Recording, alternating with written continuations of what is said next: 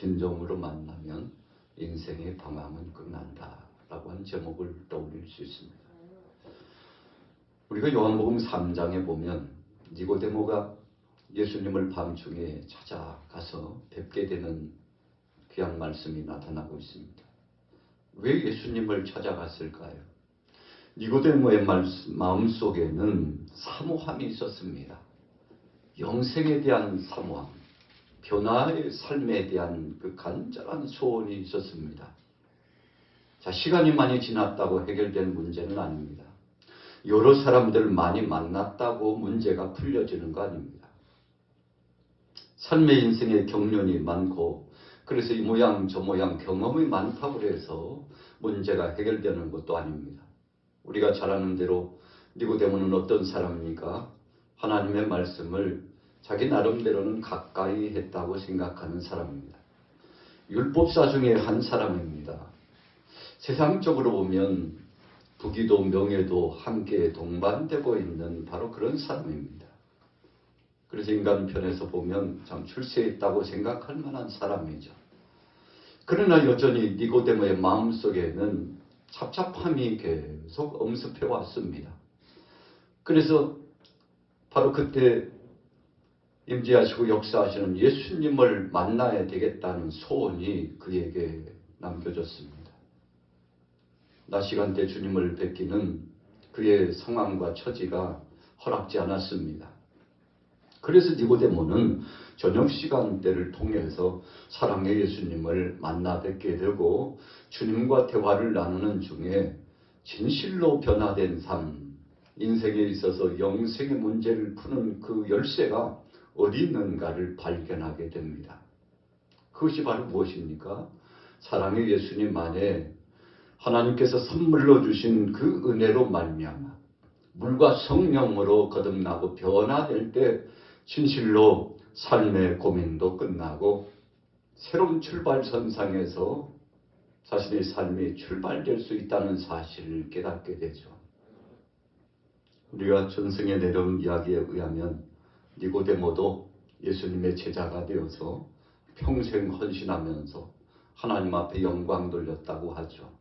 자, 예수님 만나니까 니고데모에게 있었던 쓴뿌리와 같은 문제, 끈끈하게 그를 늘 괴롭히고 그로 하여금 갈등의 문제가 끝나지 않도록 했던 그 모든 상황적인 문제가 해결되고 영생에 대한 말씀, 하나님 나라에 대한 말씀, 진리에 대한 말씀, 구원에 대한 말씀을 명명백백 마음속에 다시 한번 신앙의 정체성을 회복할 수 있게 되었던 거죠.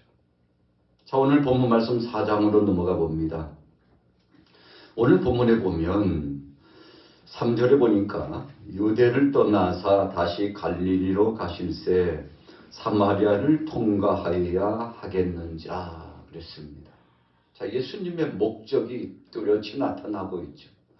주님이 행하실 그 사역의 행보가 아주 오늘 본문 말씀에 의하면 정확하게 그 상황을 정리하고 있습니다.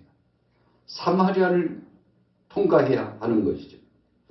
그런데 5절에 보니까 사마리아에 있는 수가라는 동네에 이르시니 야곱이 그 아들 요셉에게 준 땅이 가깝고. 자, 무슨 말씀입니까? 예수님께서는 사마리아의 성 수가라고 하는 동네에 들어가시기를 소원하셨다는 것입니다. 그리고 주님께서 먼저 우물가에 앉아 계셨죠. 여러분, 복음이라고 하는 것은 하나님께서 우리를 찾아와 주셨다는 데 의미가 있습니다.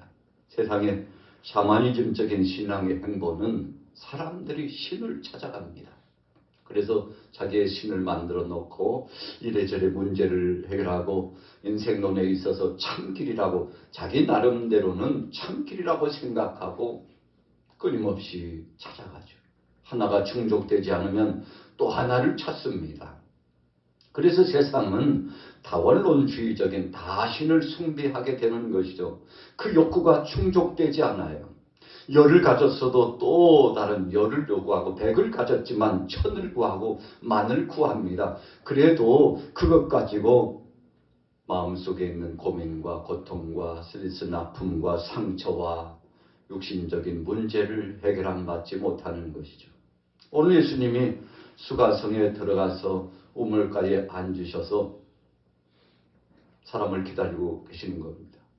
물론 표면적으로 보면 물을 마시고자 하시는 것으로 보여집니다만, 그러나 예수님은 오늘 수가성 이 여인을 만나 주시고자 했던 것이죠. 자, 본문에 보세요. 6절 말씀 같이 읽습니다. 시작. 거기도 야곱의 우물이더라. 예수께서 길 가시다가 피곤하여 우물 곁에 그대로 앉으시니 때가 6시쯤 되었더라. 사마리아 여자 한 사람이 물을 길러 왔음에 예수께서 물을 좀 달라 하시니, 사마리아 여인도 이해할 수 없는 상황이 나타났죠. 오늘 유대인 예수님께서 바로 이 우물가에 앉으셨고 특별히 물동이를 가지고 물을 길러 왔던 이 여인에게 물 좀 달라고 하시게 되었던 거죠. 이 여인이 봐도 상식적으로 이해가 되지 않았습니다. 사마리아 성 이 수가라고 하는 동네, 이런 성들은 그냥 빙 돌아서 지나쳐 가버리고 사람들과의 접촉을 한다는 것은 있을 수 없는 것이죠. 피해가는 동네입니다. 그리고 사람들이 머물고 있으면 오히려 그 사람들과 상종치 않고 멀리 피해서 가는 것이 상책인데, 그런데 예수님은 우물가에 계시다가 사마리아 여인이 등장하자 스스로 자청해서 물을 달라고 하셨다는 거죠. 오늘 수가성 여인은 바로 주님이 자신에게 말씀을 주시고 사랑의 주님께서 물을 달라고 하신 것에 적지 않게 감동을 했습니다. 아니, 어떻게 유대인인 사람이 내게 물을 달라고 하나. 세상에 있을 수 없는 일이 나타났죠. 여러분, 주님의 마음은 그런 것이었습니다. 세상의 어떤 사람들도 이 동네에 가서 복음을 전하기를 원치 않았습니다. 피해가고 싶은 곳입니다.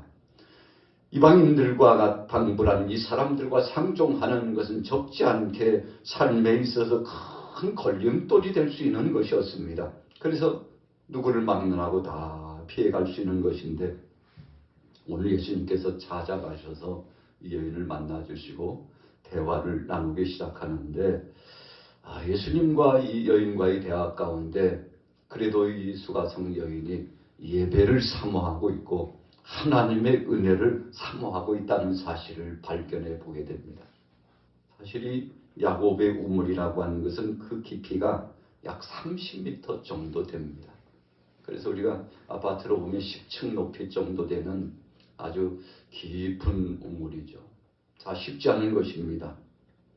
그런데 예수님께서 바로 여기서 생수를 구하고 있는 이 여인을 만나시고 또 물도 얻어 잡수시면서 함께 대화의 장을 열어 가셨는데, 자, 30m나 되는 이 우물의 깊이만큼이나 사람들의 마음속에는 깊은 갈등의 고리가 있었죠. 어떤 갈등의 고리입니까?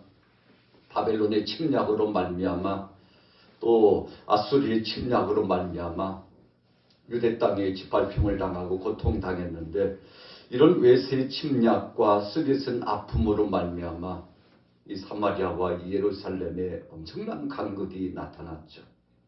그래서 이방인들에게 짓밟히고 혼혈족이 되어버렸던 사마리아 사람들은 적지 않게 핍박과 고통을 당하고, 한마디로 말하면 별로 사람 취급을 받지 못하고 살아갔던 그 아픔이 있는 거 아니겠습니까? 그래서 사마리아 사람들은 예루살렘에 예배 중심으로 모이는 순례자들을 보면 늘 마음이 아픈 거죠. 가고 싶지만 갈 수 없어요. 그렇지만 말씀해 보니까 이제 메시아가 오시면 이 모든 갈등을 풀어주고, 나라 간의 문제, 민족 간의 문제, 동네와 동네의 문제, 사람들 간의 문제, 그래서 마음속에 쓰디쓴 아픔과 상처와 쓴뿌리와 같은 것들이 다 해소되고 나라도 회복되고, 그리고 삶과 죽음의 문제가 회복되리라고 하는 기대감을 가졌죠. 여러분, 예수님께서는 이 수가성 여인의 이 사모하는 마음을 받으신 겁니다. 그래서 그에게 선물을 주고 싶으셨죠. 오늘 10절 말씀해 보세요. 같이 읽어보겠습니다. 예수께서 대답하여 이르시되 내가 만일 하나님의 선물과 또 내게 물 좀 달라 하는 이가 누구인 줄 알았더라면 네가 그에게 구하였을 것이요 그가 생수를 내게 주었으리라. 여러분, 주님께서 이 여인에게 선물 주러 오신 거죠. 그러나 이 여인은 주님을 알아차리지 못했습니다. 그토록 기다렸던 메시아라는 사실을 알지 못했죠. 그러나 대화를 하는 중에 자신의 인생편에 있어서 누구에게 말 못할 사연들 많이 있었잖아요. 숨기고 싶은 아픔도 있었잖아요. 그런데 예수님께서 자신의 삶에 대해서 소상히 다 알고 있는 거예요. 자, 보십시오. 19절에 여자가 이르되 주여 내가 보니 선지자로소이다. 우리 조상들은 이 산에서 예배하였는데 당신들의 말은 예배할 곳이 예루살렘에 있다 하더이다. 왜 이렇게 이 수가성 여인이 감동을 한 겁니까? 직전에 보면 18절까지 예수님께서 이 여인과 대화 가운데 자신의 삶의 모든 무거운 무게감을 다 하셨어요. 너희 남편을 데려오라. 저에게는 남편이 없습니다. 그래, 네게 남편이 없다는 말은 옳도다. 지금 있는 내 남편도 네 남편이 아니지라고 예수님께서 말씀하시면서 이 여인의 가정의 삶을 속속들이 다 알고 계시고 말씀으로 나타내 주시는 거예요. 여러분, 한 개인적인 상처와 비밀스러운 삶의 문제는 대화의 장애 가운데 꺼내기가 좀 쉽지 않습니다. 그런데 예수님께서 그 여인에게 소상하게 말씀을 주셨어요. 그런데 그 말씀 주신 것이 서운하거나 또 마음에 상처가 되거나 그러기보다도 그분이 나 자신의 삶의 일거수일투족을 다 알고 있다는 사실에 경이로움이 나타났습니다. 그리고는 생각해 봤어요. 바로 이분이 메시아구나. 여러분, 21절에 보세요. 예수께서 이르시되 여자여 내 말을 믿으라. 이 산에서도 말고 예루살렘에서도 말고 너희가 아버지께 예배할 때가 이르리라. 여러분, 이 여인이 가졌던 여러 가지 아픔 가운데 첫째는 예배할 처소의 문제죠. 진정성입니다. 하나님 앞에 나가서 중심으로 예배하고자 하는 그 소원이죠. 두 번째는 무엇입니까? 가정사 가운데 있었던 참 안타까운 상황 중에 이 무거운 짐을 하나님 앞에 내려놓고 새로운 삶을 출발하고자 하는 그 소원이죠. 그런데 예수님께서 이 모든 것들을 다 풀어 해결해 주었습니다. 그래서 그는 바로 자신에게 함께하고 있는 그분이 메시아라는 사실을 체득하게 되고 그 신앙 고백을 하게 되고 주님 앞에 영광 돌릴 뿐만 아니라 동네에 나가서 여러분들 우리가 지금까지 역사적으로 기다렸던 바로 그 메시아가 여기 오셨다고. 여러분, 그런 것이죠. 오늘 이 아침에도 우리가 말씀을 접하면서 주님의 은혜를 사모하고 예배자로 나왔습니다만 성령께서 오늘 저와 여러분들 속에 이 말씀을 풀어주시고 깨닫게 하고 변화를 주시는 거 아니겠습니까? 제가 여기서 말씀을 아무리 강론을 잘한다 할지라도 그러나 성령께서 저와 여러분들의 마음속에 감동을 주시지 않고 지각을 열어주어서 깨닫게 해주시지 않고 그래서 하나님의 은혜를 마음속 깊이 새겨서 그 말씀이 정감 있게 변화를 나타낼 수 있도록 해주시지 않으면 여러분 우리의 한 시간 동안의 시간은 무의미한 것 아니겠습니까? 성령님이 역사해 주시는 거예요. 오늘 예수님께서 사랑하는 이 여인에게 깨닫게 해주셨습니다. 변화를 경험하도록 했습니다. 사랑의 주님을 만난 그 자체가 인생에 있어서 삶의 변환점이라는 전환적인 역사라는 것을 가르쳐 주었죠. 얼마나 기뻤겠습니까? 새로운 생수를 마시는 그 은혜의 역사를 경험하게 된 거죠. 자, 그래서 25절로 넘어가 봅니다. 같이 읽습니다. 25절, 26절 시작. 여자가 이르되 메시아 곧 그리스도라 하는 이가 오실 줄을 내가 아노니 그가 오시면 모든 것을 우리에게 알려주시리이다. 예수께서 이르시되 내가 말하는 내가 그라 하시니라. 여러분, 예수님과 대화를 나누는 중에 앞에 있는 이분이 범상치 않는 분이라는 것을 알았죠. 그래서 메시아에 대한 말을 꺼내고 그런데 바로 자신 앞에 있는 그분이 메시아라는 사실의 말씀을 듣고 소스라치게 놀랬죠. 얼마나 감격스러운 것입니까? 여러분, 은혜를 경험했어요. 인생의 무대에 있어서 새로운 삶의 전환적인 역사를 경험하고 그냥 거기에 머물렀나요? 아니에요. 주님이 주신 그 은혜를 가지고 동네에 나가가지고 사람들에게 소리쳤습니다. 얼마나 기뻤으면 그랬을까요? 저나 여러분들이나 주님을 처음 만났을 때의 그 분위기가 있죠. 그 시간대가 있습니다. 그것을 우리가 첫사랑이라고 표현하는데, 여러분, 그래서 우리가 주님을 처음 만났을 때 그 첫사랑을 늘 추억한다는 것은 좋은 것입니다. 그 은혜를 기억한다는 것은 하나님이 기뻐하시는 것이죠. 오늘 수가성 여인이 주님을 만나 뵙게 됐는데 그분이 메시아라는 사실을 확증하고 생각했던 바에서 예수님께서 사인까지 주셨으니까 내가 바로 메시아다 라고 사인까지 주셨으니 얼마나 기뻤겠습니까? 그냥 상상에 머무는 것하고 주님으로부터 답을 얻는 것하고는 차원이 다른 것이죠.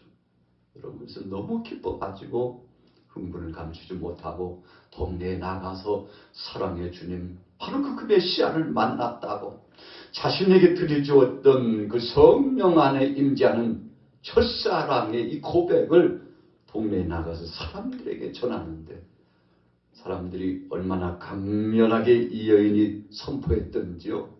여기저기에서 모여들었습니다. 아니, 도대체 그 사람이 어떤 사람이냐고, 정말 우리가 기다리고 기다렸던 그분이 오셨더냐고, 민족의 갈등 문제, 개인의 신앙의 갈등 문제, 삶의 그 애환의 문제를 풀어주신다던 그 메시아께서 오셨느냐고 여기저기서 사람들이 몰려왔는데, 오늘 본문의 참 기가 막힌 말씀은 42절 아니겠습니까? 같이 읽어봅니다. 42절 시작. 그 여자에게 말하되 이제 우리가 믿는 것은 내 말로 인함이 아니니 이는 우리가 친히 듣고 그가 참으로 세상의 구주이신 줄 알미라 하였더라. 누구에겐가 어찌 보면 끌리다시피 그렇게 시작되었죠. 수가성 여인이 얼마나 절실한 마음을 가지고 선포했는지 뭐가 있나 보다 하고 나와봤는데 진짜 소문이 아니었어요. 말뿐이 아니었어요. 이 여인이 그렇게 흥분을 감추지 못하고 감격스러움을 가지고 소리치면서 외치는 이유가 있었어요. 여러분, 바로 그 주님 앞에서 상당 부분 시간을 두고 말씀을 듣고 보니까 눈 녹듯이 마음이 녹아지고 실타래처럼 엉켜버리고 거미줄처럼 정말 풀 수 없는 문제가 산적해가지고 그 문제 안에서 치고 그 문제 안에서 넘어지고 그 문제 때문에 눈물을 흘리며 통곡했던 그 사람들이 한순간에 다 눈 녹듯이 녹아지는데 얼마나 기뻤을까요? 수가성 여인뿐만 아니라 함께하는 동네 모든 사람들이, 적어도 주님 앞에 나와서 말씀을 받는 모든 사람들이 인생 고민이 끝났습니다. 삶이 새롭게 출발되었습니다. 그래서 분명히 말씀하잖아요. 42절에 야, 이제는 너 때문이 아니야.